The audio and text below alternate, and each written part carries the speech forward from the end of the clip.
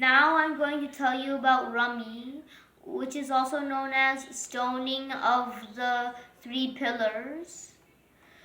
Um, the Jamaraat pillars, which is the three pillars, are the places where Shaitan tried to convince Prophet Ibrahim salam into not sacrificing his son, but Ibrahim salam threw pebbles as a sign of the Satan rejection.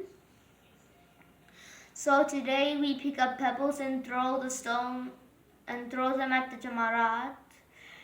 And then when he rejected Shaitan's advice for the third time, Shaitan gave up.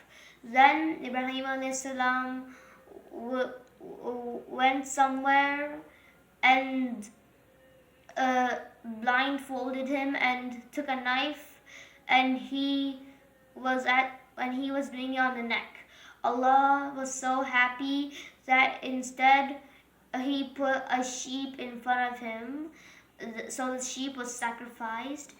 Then Ibrahim salam was surprised. Instead of sacrificing Ismail salam, he sacrificed a sheep.